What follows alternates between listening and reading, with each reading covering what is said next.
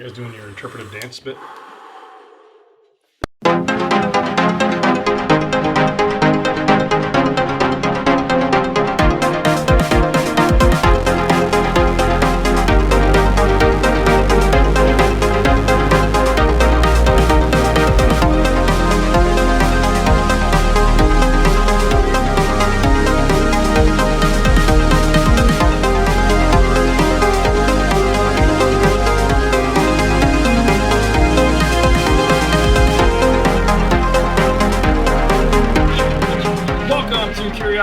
Public, I'm Dutch. Jules here. Dylan. And welcome to yet another episode of our Ultimate Spirits Competition, our quest to review every sipping spirit on the face of the planet and subject it to our crazy hard 100-point scoring system. And in this episode, you guys remember Micro Machines? Remember that guy who could talk super fast? Yeah, I still have the collection. Yeah, I wish I could talk as fast as that guy. But anyway, in this episode, Doc Swinson, that famous bourbon brand you've never heard of. Wait a minute. I want to stop right here. Are you sure we could even enter this into the Ultimate Spirits competition? Because that's a great question, Mr. Dylan or Dylan.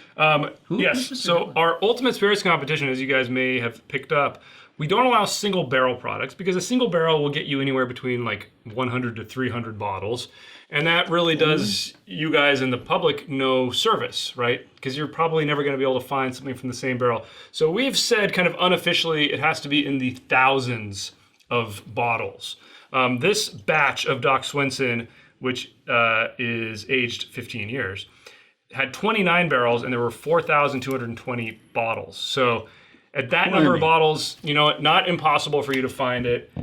So we are allowing things into our Ultimate Spirits competition to do have. We're saying kind now of impossible. More than like 1,500-ish. 2,000. Did you just make that up? Yeah. Yes.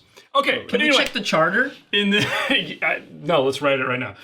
But in this episode, guys, Doc Swinson. Now, this is an independent bottler. They are bottling and putting out really old bourbons.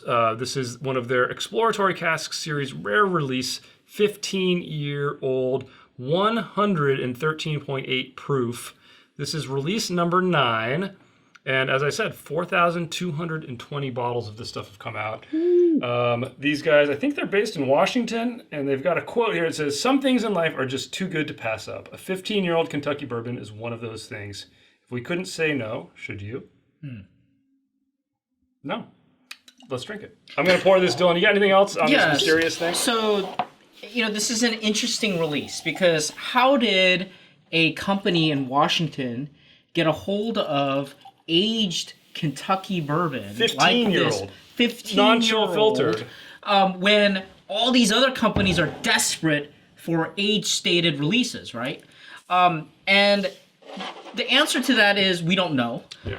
However, I'd love to know. People speculate that these companies like Beam or Heaven Hill or these companies didn't want to sell it to like a competitor. They had the barrels, but it didn't have enough for a release, and therefore they had to kind of get their money and, you know, shift their inventory, and therefore this company in Washington was like, hey, we can take those off of your hands and, take care of it. Well, I think that there's also something maybe more nefarious. I don't know if it's true or not, but, Washington has very lenient tax laws. So maybe whoever it was at this big distillery was like, hey, let's set up a little subsidiary in Washington. We'll ship some of our best barrels there, bottle them, and put them out. Wow, are you like a scam artist or something? Yes. You seem to know really in great detail how to... Tax laws? Then why the heck are we in California? It's like the worst place for taxes.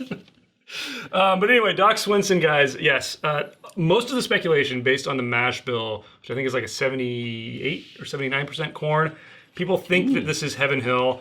I've heard people say it's Beam or Knob Creek or Buffalo Trace.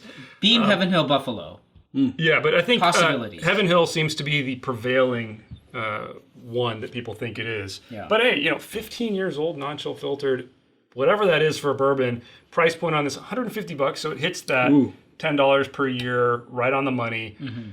Not absurd in the world of bourbon these days, I would say, for a cask strength release. Distribution on this is really weird. I know K&L, which is a very large company, they sell stuff online. I think they get like all of this. Yeah. Maybe one or two other spots if the distributors will send it. So weird distribution Exclusive thing. But let's get tasting. All right, guys, we just finished tasting and scoring. So we're going to now have a discussion of every single scoring category. We'll see during our discussion. Sometimes we change our score, sometimes we don't.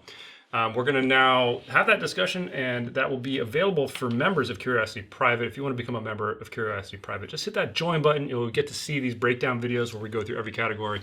If you're on an iOS device, you might have to open up a web browser to find that join button because Apple and Google don't like each other. But anyway, we'll be back in a second with our summary.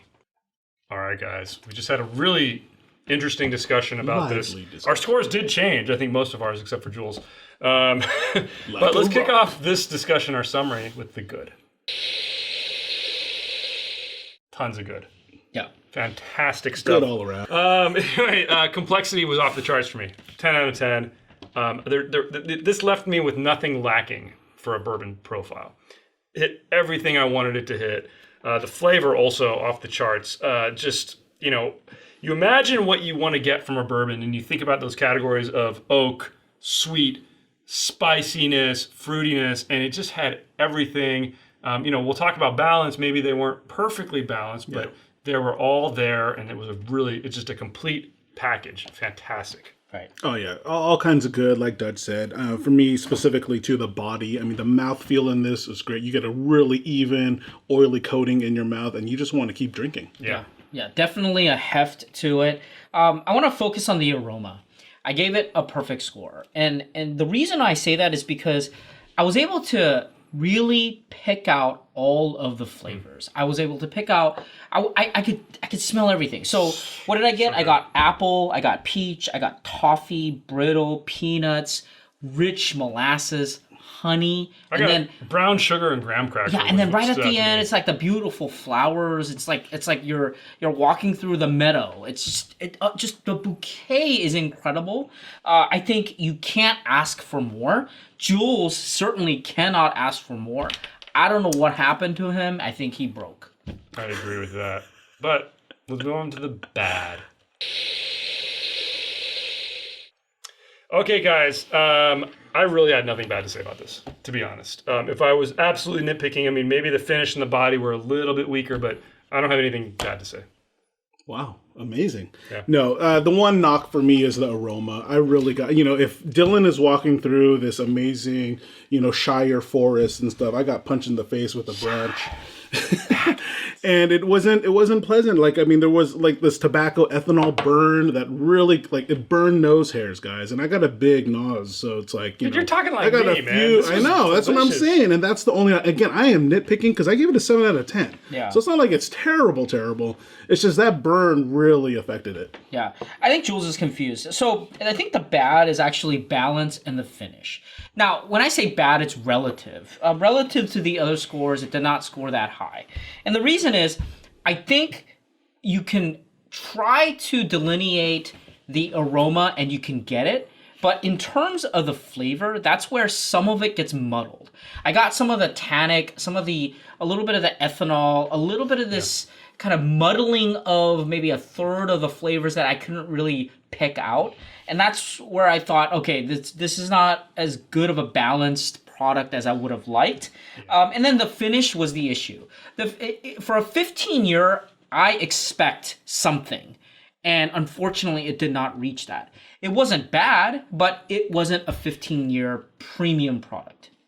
Agreed. I mean, we mentioned this when we were discussing it, but William Heavenhill, which is the distillery-only Heavenhill, I mean, so similar. We had the 16-year-old small batch, so a year older.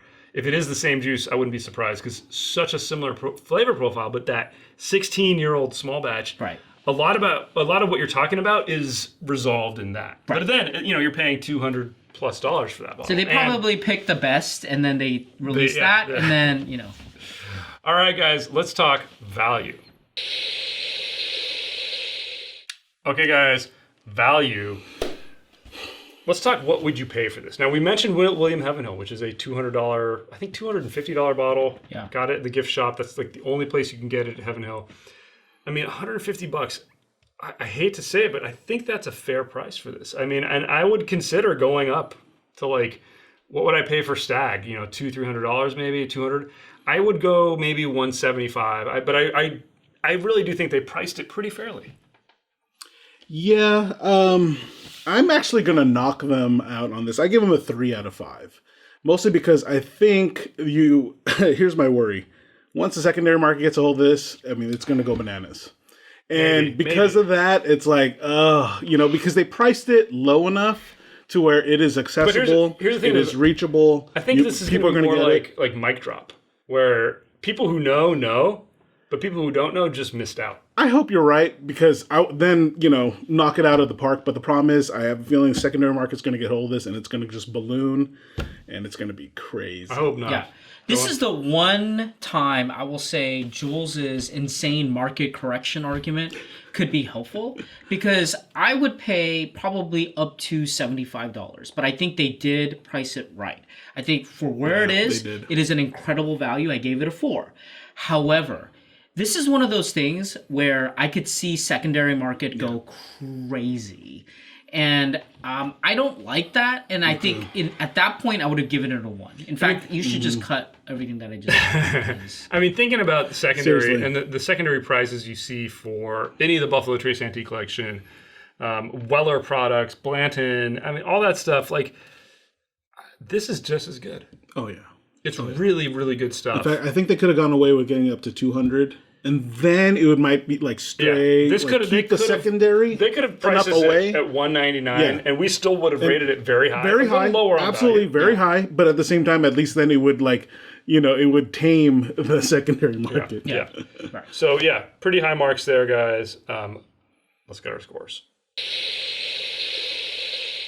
So we do have a 100-point grading system across 10 categories that include aroma, flavor, body, complexity, balance, finish, uniqueness, drinkability, aesthetics, and value. Now, most categories get a 10-point value. Flavor, we weigh at double, and aesthetics and value are at half. And we do give an award if you score 60 and up. So we go from bronze, silver, gold to diamond, the elusive diamond. Is this it? I think 2 of us changed our scores, so let's get our scores. I ended up, after our discussion, at an 88. I give it an 82. And I gave it an 85.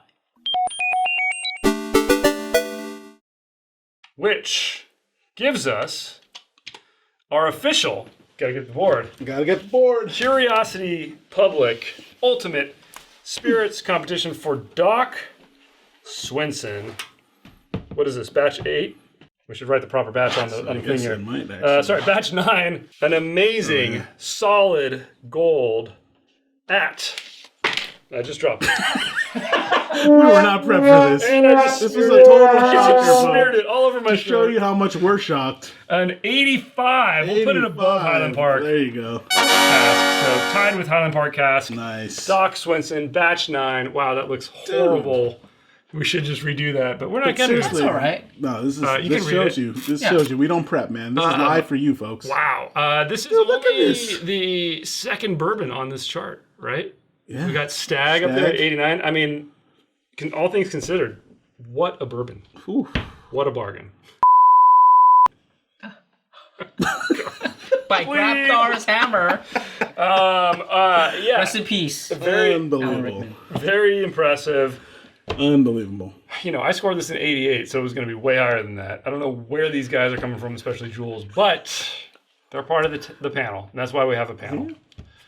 Jules, take us out. Tell us what you guys think in the comments below. Give us a thumbs up if you like this episode. Subscribe for more videos from Curiosity Public. Please consider, if you want to help the channel out, Curiosity Private, which is our membership on YouTube. Check out our podcast on all the major podcast platforms out there. As always, stay safe, stay healthy.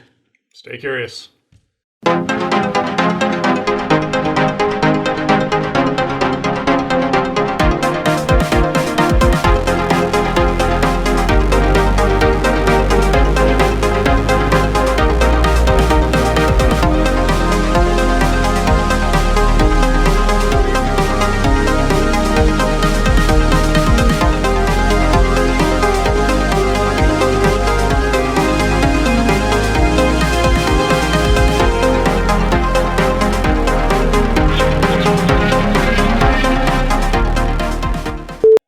surprise of the year.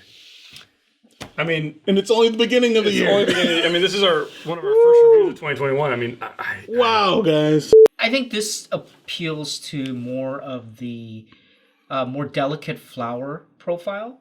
I think George C. Stagg is a lot more rich and darker. oh, man, this had a lot of oomph to it. I mean, this Yes, has a it lot of did. body. I don't know. I I think this is very sweet, and I think it's good. I think it's a very good release, for sure. mean, I love that it in my mind, as soon as I tasted it, I was like, I'm tasting that William Heavenhill all over again. Like everything I remember from that, it's pretty much in here. I remember that one being maybe a little bit more punch to it, a little more oomph, a little bit more balanced.